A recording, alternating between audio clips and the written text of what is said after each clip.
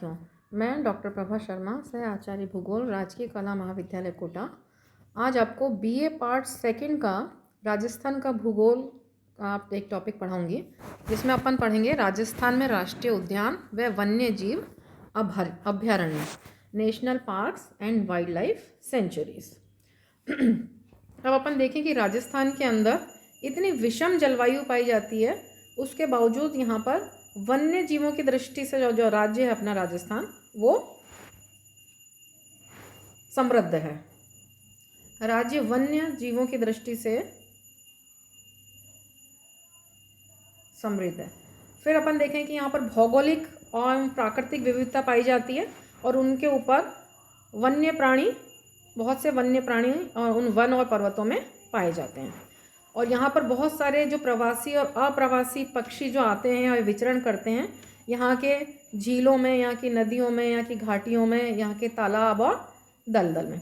तो इस प्रकार से अगर अपन देखें कि राजस्थान की जो नैसर्गिक संपदा है उसके संरक्षण के लिए 3 राष्ट्रीय उद्यान, नेशनल पार्क और 3 तो नेशनल पार्क और 26 वन्य जीव अभ्यारण्य बनाए गए हैं।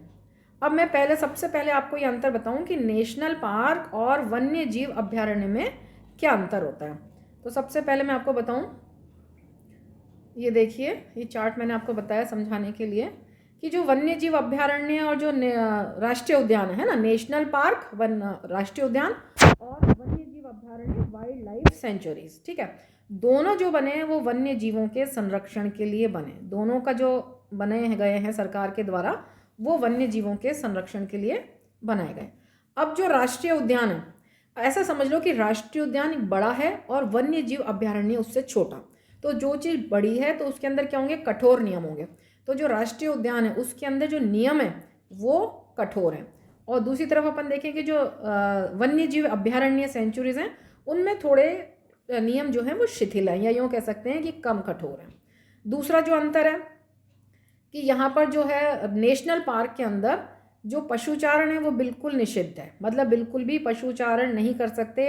जो ग्रामीण वासी हैं वो अपने पशुओं को वहाँ पे बिल्कुल भी चराने के लिए नहीं ले जा सकते।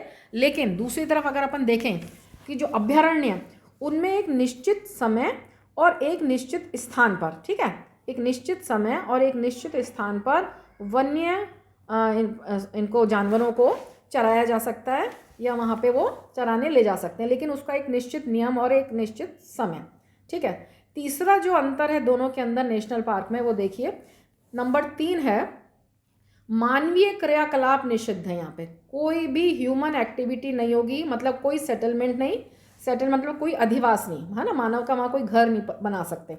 जबकि जो वन्य जीव अभ्यारण्य है वहाँ पे मानवीय अधिवास तो नहीं बना सकते, लेकिन पर्यटन के उद्देश्य से वहाँ पे जाया जा सकता है या पर्यटन के उद्देश्य से वहाँ पे एक आधे रिसोर्ट बने हुए होते हैं, ठीक है।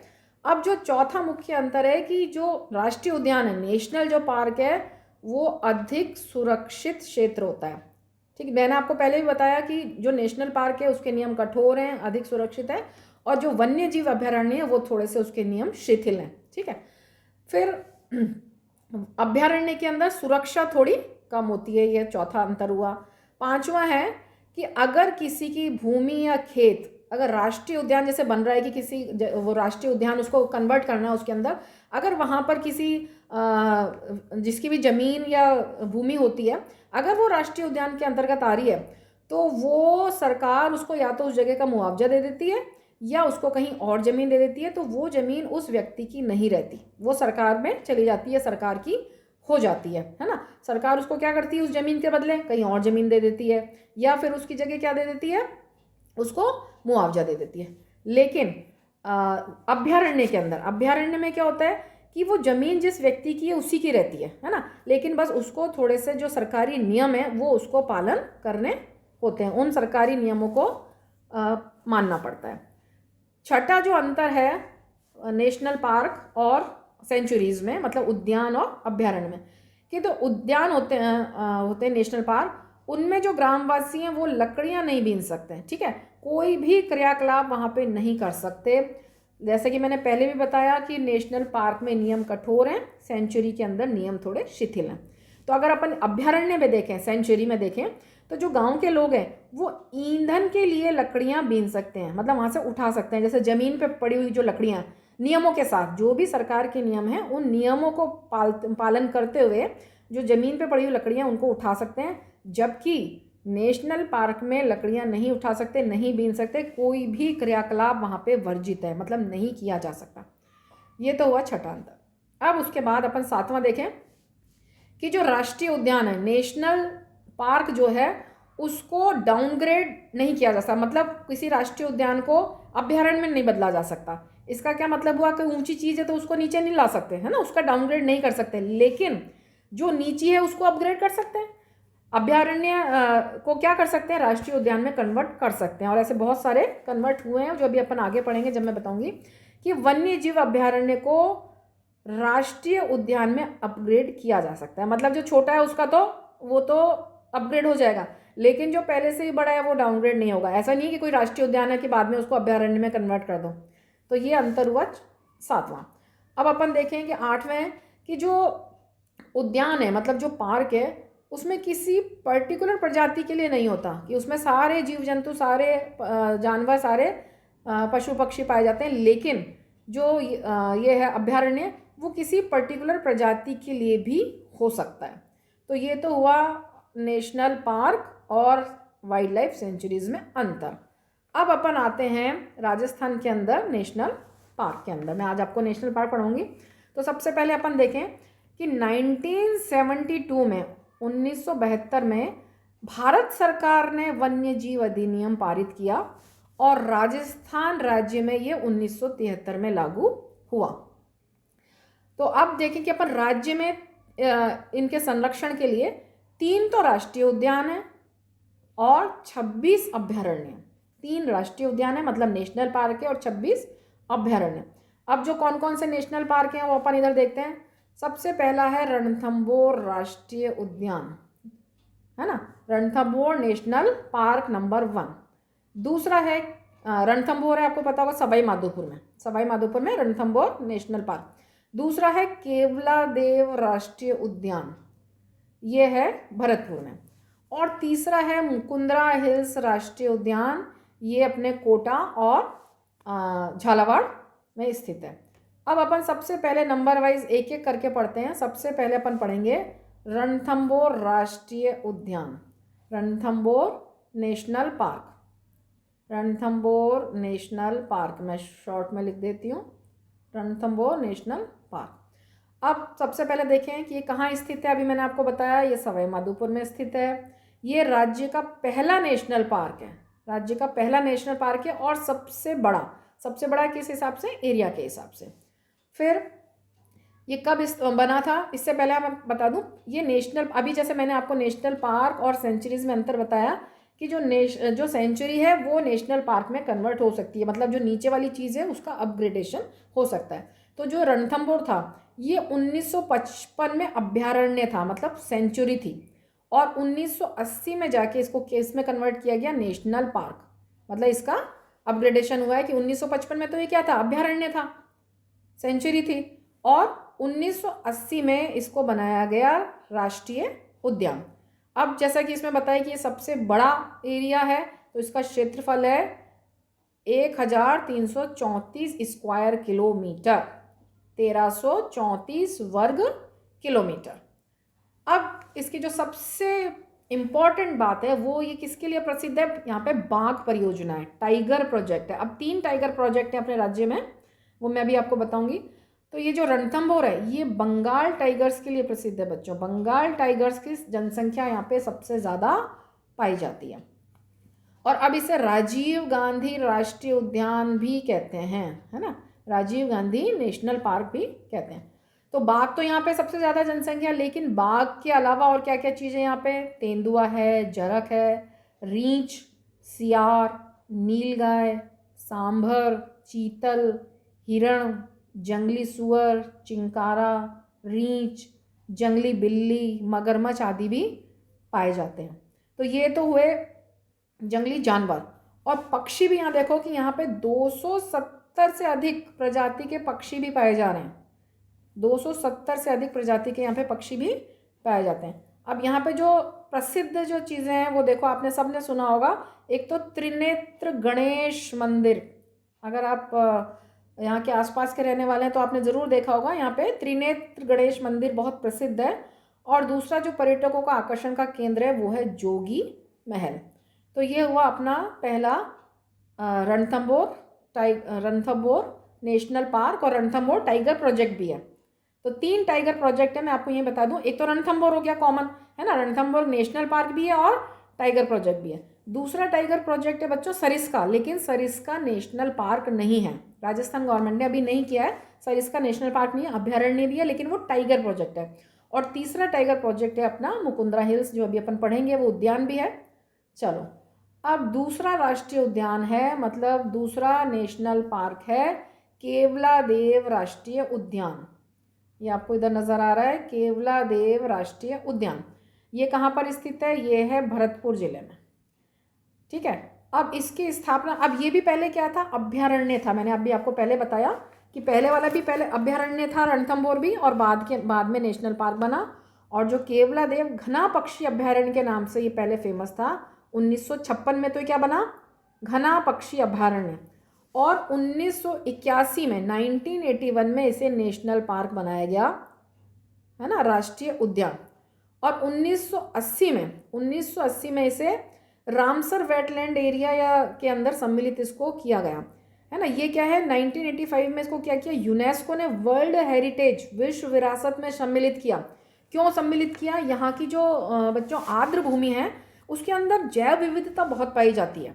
इस वजह से जैव विविधता के कारण और यहाँ की वेटलैंड एरिया के कारण इसको रामसर नम भूमि, है ना, 2 चीज़ें सम्मिलित की गई इसके अंदर। एक तो रामसर वाला ये अपना केवलादेव वाला एरिया सम्मिलित किया गया इस वेटलैंड में, और दूसरा सांभर को भी वर्ल्ड हेरिटेज विश्व विरासत में रामसर वेटलैंड एरिया में सम्मिलित किया गया। तो यहाँ पे क्या इंपॉर्टेंट चीज़ है? जैव विविधता पाई जाती है, और ये कहलाता है पक्षियों का स्वर्ग। और यहाँ पे सभी पक्षी पाए जाते हैं, लगभग सभी पक्षी पाए जाते हैं। और जो ये फेमस है, आपने सुना होगा, जो फेमस है साइबेरियन क्रेन। साइबेरिया से जो साइबेरियन क्रेन आती है, रशिया के नॉर्थ में साइबेरिया है, तो वो सबसे ज़्यादा यहाँ पे आती है। तो जो साइबेरियन क्रेन है वो अपना जो शीतकालीन प्रवास है, मतलब समझो कि वो अपनी सर्दियों की छुट्टियाँ बिताने कहाँ आती है? इंडिया के राजस्थान के केवलादेव राष्ट्रीय उद्यान में, मतलब भरतपुर जिले में। तो क्या होती है? अक्टूबर नवंबर में तो आती है, क्योंकि वहाँ पे बहुत ठंड हो जाती है, ठीक है। अक्टूबर नवंबर में तो ये कहाँ आती है? यहाँ पे आती है भरतपुर जिले के केवला राष्ट्रीय उद्यान में। और ये मार्च अप्रैल में ये वापस चली जाती है, मतलब अपने यहाँ सर्दियों की छुट्टी बिता के वापस गर्मियों में वापस लौट जाती है। अब कितनी यात्रा करके आती है देखिए बच्चों, ये साइबेरिया से 5000 किलोमीटर की यात्रा करके, साइबेरिया से चल के कहाँ आते हैं? भरतपुर में, केवलादेव राष्ट्रीय उद्यान में, ठीक है। अब यहाँ पे जो पक्षियों की संख्या है वो 390 प्रकार के पक्षी पाए जाते हैं। उन 390 प्रकार में से 120 प्रकार के पक्षी तो बाहर से आते हैं, मतलब प्रवासी हैं जो बाहर से यहाँ आते हैं, और बाकी के यहीं के हैं। फिर इसकी जो सबसे इम्पॉर्टेंट विशेषता भी मैंने आपको पहले भी बताई कि यहाँ पे क्या दलदल भूमि क्षेत्र है, दलदल भूमि है। दलदल भूमि की वजह से ही जैव विविधता पाई जाती है। जैव विविधता की वजह से इतने प्रकार के पशु पक्षी यहाँ पे पाए जाते हैं। तो जो दलदल भूमि है वो किस वजह से? यहाँ पे जो बांध है, ये इंपॉर्टेंट है, आप याद कर लीजिए, अजान बांध। जो बांध है वो है अजान बांध, और जो अजान बांध है वो किस पर है? गंभीरी नदी पर है। और गंभीरी नदी कहाँ पर है? भरतपुर में। और ये पर्यटकों का प्रमुख आकर्षण का केंद्र है। जो विदेश से जो पर्यटक आते हैं अपने इधर जयपुर और आगरा जब घूमने जाते हैं तो उनके बीच में ये एक महत्वपूर्ण स्थल है जहाँ पर पर्यटक ज़रूर जाते हैं। तो पर्यटकों का ये प्रमुख आकर्षण का केंद्र है।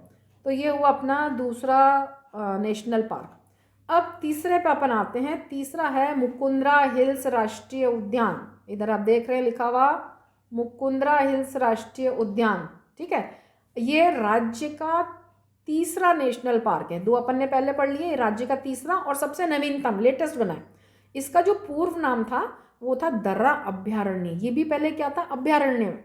तो तीनों चीज़ें किससे कन्वर्ट हुई हैं? अभ्यारण्य से, मतलब सेंचुरी से क्या बनी है? National park. अब कब बना ये?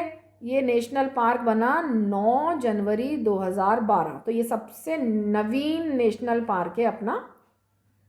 और 2013 में यहाँ पर भी बाघ परियोजना चालू हुई। तो मैंने आपको पहले बताया था कि 3 टाइगर प्रोजेक्ट हैं अपने यहाँ। पहला रणथंभौर टाइगर प्रोजेक्ट, दूसरा सरिस्का, लेकिन याद रखना सरिस्का टाइगर प्रोजेक्ट है लेकिन नेशनल पार्क नहीं है, वो अभ्यारण्य है, मतलब सेंचुरी है। और जो तीसरा टाइगर प्रोजेक्ट है वो अपना ये मुकुंदरा हिल्स। इसका जो क्षेत्रफल है वो 199 मतलब 199.55 स्क्वायर किलोमीटर। कहाँ स्थित है ये? कोटा और चित्तौड़गढ़ में स्थित है। चित्तौड़गढ़ के भी भैंसरोडगढ़ जो क्षेत्र है वहाँ पर ये स्थित है। उसके बाद अपन देखें कि यहाँ पर जो चंबल की जो सहायक नदियाँ हैं काली सिंध और आहू, इन नदियों के ऊपर एक गागरौन दुर्ग है बच्चों। गागरौन दुर्ग किसके ऊपर स्थित है? ये काली सिंध और आहू, ये दोनों नदियाँ किसकी सहायक हैं? चंबल नदी की सहायक हैं। अब जो ये गागरौन दुर्ग है इसकी क्या विशेषता है कि ये राज्य का प्रसिद्ध जल दुर्ग है। ये जीके के पॉइंट से भी बहुत इंपॉर्टेंट है। राज्य का प्रसिद्ध जल दुर्ग गागरौन दुर्ग है। ठीक है, ये अपन ने पढ़ ही लिया। राज्य का तीसरा टाइगर प्रोजेक्ट है। फिर ये किसके नामकरण पे इसका मुकुंदरा हिल्स नाम पड़ा? प्रकृति प्रेमी थे मुकुंद सिंह, उनके नाम पर इसका नामकरण हुआ। अब यहाँ की जो एक और फेमस चीज़ है वो एक तालाब है सावन भादो, जो यहाँ के आसपास के बच्चे होंगे उन्हें बिल्कुल नाम सुना होगा। सावन भादो तालाब प्रसिद्ध है यहाँ पे, ये कोटा के कनवास कस्बे में। और यहाँ की जो इम्पॉर्टेंट चीज़ है, एक यहाँ पे महल है अबली मीणी का महल। ये कहलाता है बच्चों राज्य का दूसरा ताजमहल। अब आप पूछेंगे कि अगर ये राज्य का दूसरा ताजमहल है तो पहला कौन है? तो पहला जोधपुर का जो महल है वो कहलाता है। और यहाँ पे जो मेन और एक प्रसिद्ध मंदिर है वो है बारडोली के शिव मंदिर, यहाँ के बहुत प्रसिद्ध हैं, जो कि भैंसरोडगढ़ के पास हैं। और इनकी जो खोज की थी वो कर्नल जेम्स टॉड ने इन्हें खोजा था। तो ये हो गए बच्चों आज अपने तीनों नेशनल पार्क। उसके बाद तीनों मैं आपको बता दूं, मैप में भी मैं आपको अगली क्लास में बता दूंगी कि मुकुंदरा हिल्स कोटा और चित्तौड़गढ़ में, ठीक है। उसके बाद केवलादेव राष्ट्रीय उद्यान भरतपुर में, और अपना पहला वाला रणथंभौर राष्ट्रीय उद्यान सवाई माधोपुर में स्थित है। अब अपन चर्चा करेंगे अभ्यारण्यों की अगली क्लास में। Thank you.